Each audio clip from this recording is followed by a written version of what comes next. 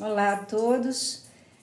Hoje a gente vai para o capítulo 6 do nosso livro Sonhando com os Deuses. Temos um convidado aqui por pouco tempo, espero, porque ele me tira a concentração. Esse é o meu companheiro Melado. E nesse capítulo, gente, vamos falar sobre o Havaí, a sua rica cultura, né? Que eu pessoalmente sou muito fã. Então, vamos a ele. Capítulo 6, Havaí. As férteis ilhas do arquipélago havaiano foram o palco do desenvolvimento de uma cultura admirável. O isolamento geográfico estimulou a independência. A agricultura, astronomia, medicina e navegação atingiram realizações incríveis. Em comum com a maioria das culturas polinésias, os antigos havaianos eram um povo profundamente espiritual. Chuva, vento, neve, vulcões, brumas, miragens, plantas, árvores, pássaros, peixes, tubarões, animais e pedras eram reconhecidos como corpos das divindades. Eu acho isso encantador, né? Quem dera aqui, comentário meu, a humanidade ainda tivesse essa visão sobre a natureza, né? Então as divindades não eram inventadas para explicar forças e processos naturais. Suas presenças eram descobertas no interior desses processos. A religião havaiana era baseada na experiência pessoal e na comunicação com essas divindades. Uma multidão de deusas e deuses era adorada com rituais nos quais a ilha inteira participava. Ritos locais, cerimônias secretas, rituais diários caseiros, ritos para divindades de arte e ocupações específicas, assim como atos privados de fé. Entre as divindades tão adoradas estava Kani, o doador da luz do sol e da água fresca. Haumea, a deusa-mãe que presidia sobre os nascimentos. Hina, deusa da lua, das florestas e do mar, que era invocada quando da colheita de plantas medicinais. Kau, a força criadora masculina. Laka, deusa da ula. Lono, deus da agricultura, chuva, paz, fertilidade e o doador do alimento. E, é claro, Pele, a deusa dos vulcões, vulcanismo e do fogo em todas as suas formas, que continua a ser abertamente cultuada ainda hoje, né? Inclusive fez ali parte teve uma participação especial, eu diria, né, de peso dentro do desenho da Disney Moana. Cada aspecto da vida era mergulhado em espiritualidade. Subtítulo: Os Kahuna. O papel anteriormente nobre dos Kahuna, que eram experts do Havaí, foi grosseiramente distorcido pelos intérpretes ocidentais preconceituosos e mal informados. Aqui vai um comentário meu, acho que não, já tendenciosos para que, né, essa filosofia até fosse encarada como uma doutrina, uma religião, invadisse o Ocidente, né, e tomasse espaço de religiões ali que trabalhavam de comum acordo com governos. Então, os Kahuna não eram feiticeiros, não eram criaturas aterradoras. Eles eram, sim, experts em vários campos. Medicina com ervas, cura de ossos quebrados, massagem, arquitetura, surf, atletismo, agricultura, partos, astronomia, meteorologia, navegação, escultura, captura de pássaros e dança, entre outras disciplinas. Apesar de mulheres kahunas serem incomuns, algumas realmente atingiam tal status. Alguns kahuna eram experts religiosos, que trabalhavam nos heiau, templos. Eles realizavam rituais espirituais e supervisionavam a manutenção periódica das estruturas de madeira dos templos. Outros se especializavam em magia, incluindo adivinhação, exorcismo, a observação de presságios e rituais de amor de diversos tipos. O treinamento em todas as especialidades kahuna era intenso e requeria anos de observação e estudos concentrados. O estudante não devia fazer perguntas, mas aprender pela observação. O treinamento em apenas um campo exigia 20 anos de estudos intensos, governados por rígidos tabus. Subtítulo: Fim da cultura tradicional havaiana. A religião e cultura tradicionais do Havaí entraram oficialmente em colapso em 1819. O capitão James Cook aportou na baía de Kealakekua, na ilha do Havaí, numa segunda-feira, dia 19 de janeiro de 1778 da nossa era comum. Logo depois, navios estrangeiros começaram a lançar âncoras nas águas verde-azuladas das ilhas em busca de provisões e entretenimento. A exposição aos costumes ocidentais gradualmente erodiu a aceitação popular da antiga fé. As mulheres também começaram a se sentir insatisfeitas com a severa religião e os tabus sociais que cercavam suas atividades, né? Começou aí então uma invasão das religiões tradicionais mais machistas, né?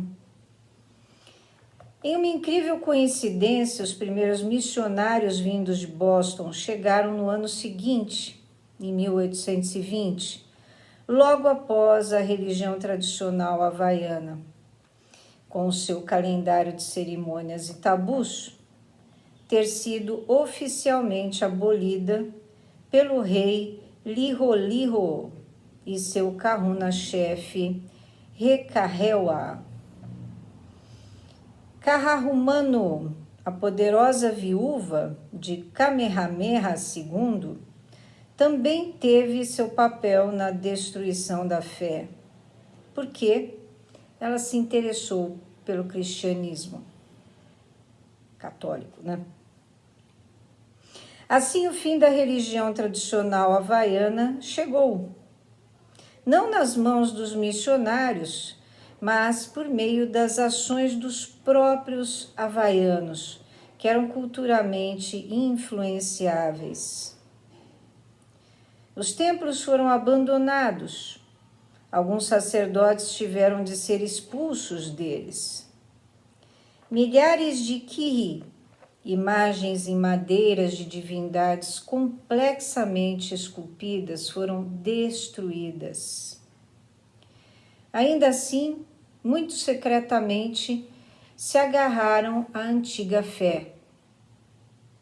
Esses homens e mulheres se sentariam sob árvores de imensas copas para ouvir os sermões sem fim dos missionários, apresentados em uma mistura de havaiano e tahitiano. E então apanhariam um peixe para usar em feitiços de amor. Muito da antiga cultura havaiana se perdeu, pois os havaianos não tinham alfabeto.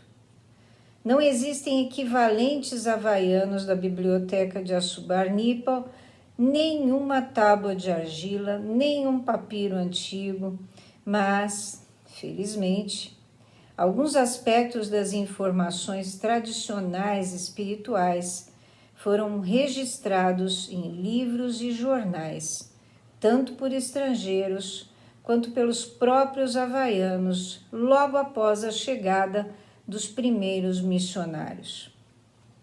Outro tipo de conhecimento ficou retido na memória daqueles que viviam antes dos dias da aculturação. Esse conhecimento foi passado às gerações que se sucederam e partes dele começaram a ser registradas na primeira metade deste século por antropólogos e sociólogos. Hoje em dia, a maioria dos verdadeiros experts há muito tempo foi para o PO, noite, o outro mundo. A cultura tradicional havaiana está oficialmente morta há menos de 200 anos, mas a partir do conhecimento que permaneceu, podemos formar um quadro bem preciso do papel dos sonhos em sua sociedade. Subtítulo: O sonho havaiano. A importância dos sonhos na cultura tradicional havaiana não pode ser exagerada. Os sonhos eram lembranças de comunicações noturnas com os Aumakua, espíritos ancestrais divinizados, e os Akua, deusas e deuses. A interpretação dos sonhos era uma arte levada a sério, pois os sonhos representavam as comunicações entre o mundo humano e o reino de Deus, ou dos deuses. Os havaianos denominavam a alma Uhane. Os sonhos eram conhecidos como Moe Uhane, literalmente, o sono da alma. Durante o sono, a alma imortal humana deixava o corpo pela Lua Uhane, o poço do espírito, o duto lacrimal localizado no canto interior dos olhos.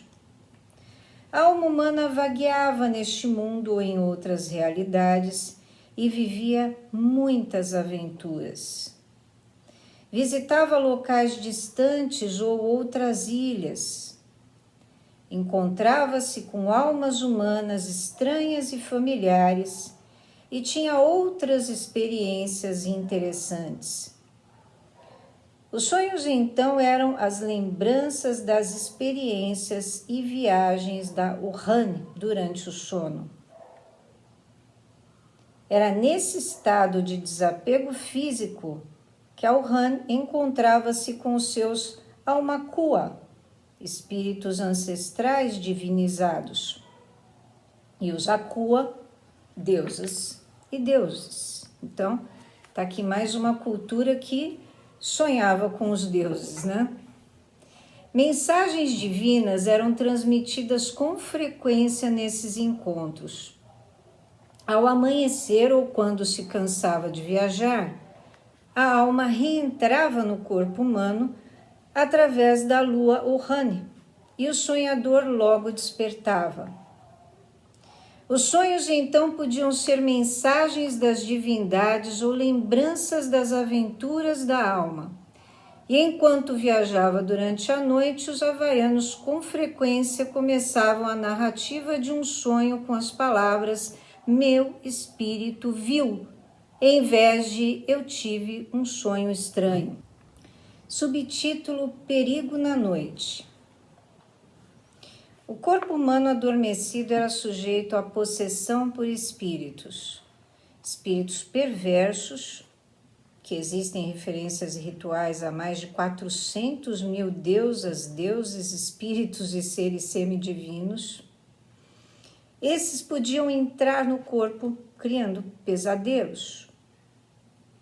Alguns espíritos faziam sexo com a pessoa adormecida e bebês meio humanos ocasionalmente eram produzidos a partir dessas uniões. Qualquer semelhança aí com as novas teorias UFO, né? As especulações ufológicas é mera coincidência. Esse espírito podiam ser femininos, o Ahine, o Capó, que são chamadas, então, traduzindo, esposas da noite. Ou os masculinos, Caneo Capó, os maridos da noite. Todos os sonhos negativos requeriam ação imediata. O sonhador rezava às divindades pedindo proteção contra o perigo previsto, ou ao menos que elas adoçassem o futuro, isto é, reduzissem o desastre iminente. E, adicionalmente, a divindade podia ser invocada para afastar, o futuro indesejável. O raciocínio era que, uma vez que a divindade havia enviado o sonho e estava planejando punir o seu adorador ou adoradora, podia-se suplicar a ele ou ela por piedade. Tais preces para adocicar sonhos são usadas até hoje no Havaí. Subtítulo: Sono Sagrado no Havaí. Os havaianos também praticavam o que podia ser denominado incubação de sonhos. Embora suas técnicas diferissem daquelas empregadas no mundo antigo, não era necessário visitar um templo. A técnica podia ser realizada em casa. As origens dessa prática são difíceis de se determinar. É possível até que o conceito tenha acompanhado os polinésios quando eles deixaram a Ásia e começaram a se acomodar nas milhares de ilhas que pontuavam o vasto Oceano Pacífico. Muitos aspectos da cultura havaiana tinham decididamente sabor asiático. Alternativamente, a prática de pedir sonhos pode ter se desenvolvido localmente no Havaí, uma invenção natural de um povo intensamente espiritual. Os médicos kahuna havaianos eram altamente habilidosos, representando um grande número de especialidades médicas.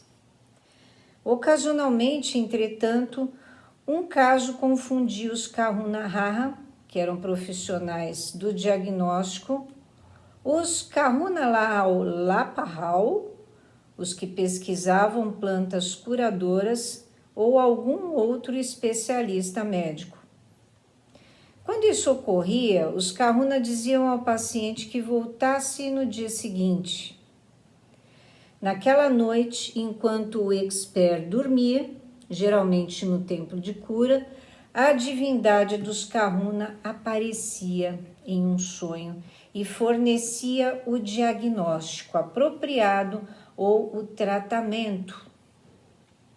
Geralmente banhos de mar, banhos de vapor, enemas, misturas médicas, dietas específicas, enfim. Ao acordar, essa informação estaria bem clara na mente do kahuna. A incubação de sonhos também era praticada em casa. Quando problemas ou questões surgiam, doenças, novos empreendimentos, questões sobre parentes distantes, etc., o chefe da casa, virtualmente sempre um homem, rezava na mua, casa em que os homens comiam, geralmente proibida para as mulheres, e passava a noite lá. Em seu sono, a divindade da família aparecia e fornecia a informação necessária. Subtítulo: Informações inesperadas recebidas em sonhos. Pessoas doentes frequentemente recebiam médicos para sua condição em sonhos.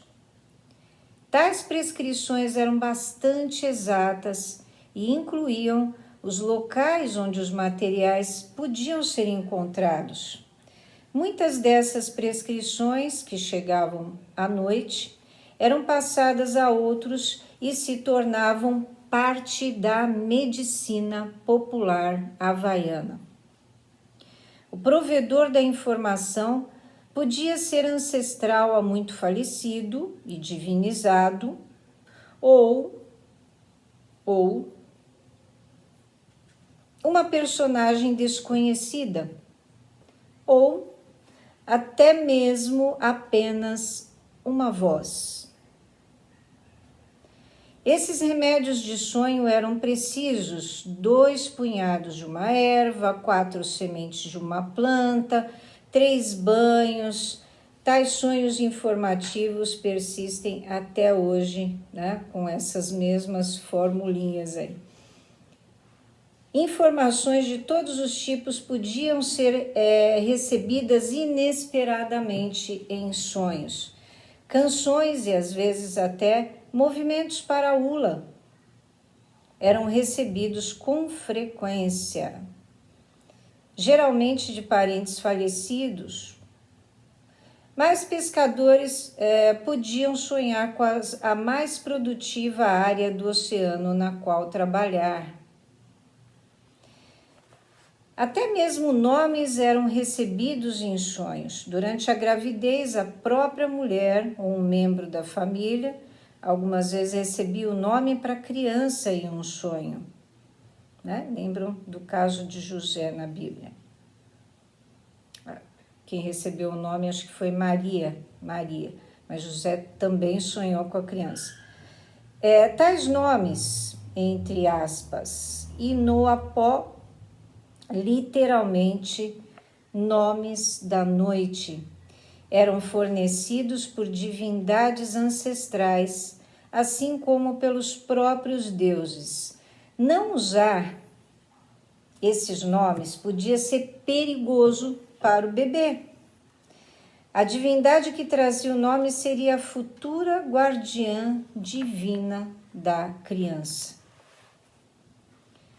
Subtítulo: A natureza dos sonhos havaianos. Nossa cultura tende a pensar em sonhos como sendo altamente visuais. Falamos em ter visto isso ou aquilo em nossos sonhos. Os havaianos, entretanto, podiam ter sonhos puramente visuais, puramente auditivos, nos quais vozes sem corpo eram ouvidas, ou uma combinação de ambos. Sonhos auditivos pareciam ser tão comuns quanto os visuais.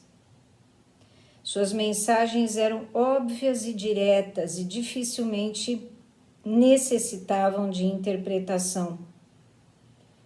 As vozes ouvidas eram as dos deuses.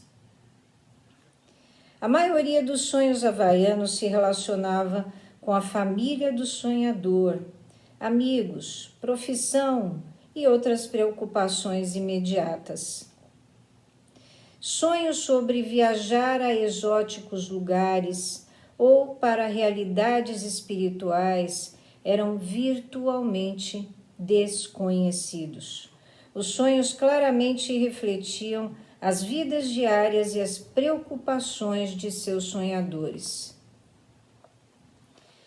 As profecias em sonhos havaianos nem sempre se relacionavam com o sonhador, pois as pessoas podiam sonhar umas para as outras.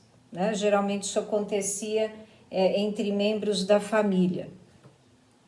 Os sonhos eram de tal importância para os havaianos que um sonho negativo com um parente era sempre seguido de uma visita à pessoa para avisá-la da profecia.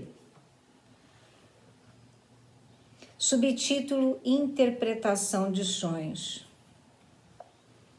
A interpretação de sonhos era uma parte importante da cultura havaiana. essa função não era realizada pelo clero dos templos, mas por um membro da família ou amigo íntimo. Muitas famílias possuíam ueré, moé, urhan, intérprete de sonhos. Repetindo, ueré, moé, urhane, intérprete de sonhos. E uma vez que os havaianos sonhavam pelos membros das famílias, todos os sonhos importantes eram discutidos cuidadosamente a cada manhã por toda a família.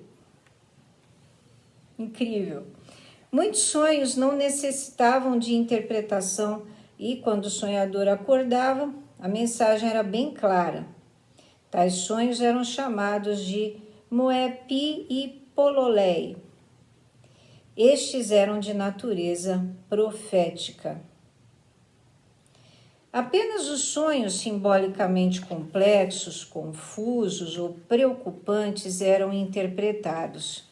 As interpretações de sonhos, moekuluma, não eram padronizadas como no mundo antigo, como a gente viu lá no tempo de Artemidoros, né? Apesar de certas interpretações serem largamente aceitas, cada região de cada ilha e cada família possuía sua própria gama de interpretações, o que eu considero muito sábio, né? Porque existem símbolos universais, ali pertencentes ao inconsciente coletivo, mas existe aquele simbolismo ali mais próximo da rotina e da cultura de cada um, né? De cada uma dessas famílias. Então, a interpretação começava pelo exame dos principais símbolos do sonho. Tubarões, nudez, derramar água e assim por diante. A seguir, o intérprete levava em consideração a individualidade do sonhador, como um parente ou amigo íntimo. O intérprete conhecia o sonhador e determinava se o sonho era de alguma forma relevante. Muitos símbolos aparentemente negativos em sonhos eram interpretados como positivos. O oposto também era verdade. Sonhar com a morte nunca indicava morte iminente. Aqui, mais uma cultura onde sonhar com a morte não é algo desesperador, né? Tem tantas pessoas que chegam pra gente, oh meu Deus, sonhei com morte, então vai ter morte. E não, gente, olha lá, desde a antiguidade, né? Que já não tão antiguidade assim, né? Mas desde os tempos do Egito Antigo, sonhar com morte não representava morte física. Então, vamos tirar aí um pouquinho, né, desses medos com relação à morte, porque os símbolos de morte eram sempre muito mais sutis do que isso. Em comum com os egípcios, gregos, assírios, romanos e Sigmund Freud, os havaianos sabiam que os sonhos com frequência carregavam significados invertidos. Uns poucos símbolos tradicionais e suas interpretações foram registrados. Muitos eram usados dentro de uma dada família, mas alguns eram símbolos culturais havaianos e continham significados para grandes parcelas da população. Bananas. Sonhar com bananas significava que ir pescar de manhã seria inútil, nenhum peixe seria pescado. Essa interpretação ainda é aceita por muitos havaianos cultos nos dias de hoje. Sonhar com caverna, presságio de morte. Os cadáveres eram depositados em cavernas no antigo Havaí. Sonhar com canoa, ver uma canoa no sonho, pressagiava má sorte para o dia seguinte. Também previa a morte de alguém que o sonhador conhecia. Os corpos eram às vezes colocados em canoas, daí o simbolismo de morte. Mortos, sonhar com mortos indicava a chegada iminente de comida ou de alguém vivo que desejava ver o sonhador. Genitais humanos vistos em sonhos eram presságios de desapontamento iminente. Perder dentes, esse indicava a morte próxima de um parente. Então, não perder, mas sonhar com a perda de dentes, tá? Sonhar com água. A água límpida era um sinal positivo. Então, os sonhos e as mensagens que eles frequentemente continham eram de grande importância para os havaianos. Eles eram fontes de informação, aconselhamento, avisos, cura, proteção, conselho profissional e presságios para o futuro. Na falta de livros, os havaianos descobriam o grande repositório de sabedoria e conhecimento disponível para eles, a sabedoria e experiências combinadas de deusas e deuses enviados da noite na forma de sonhos.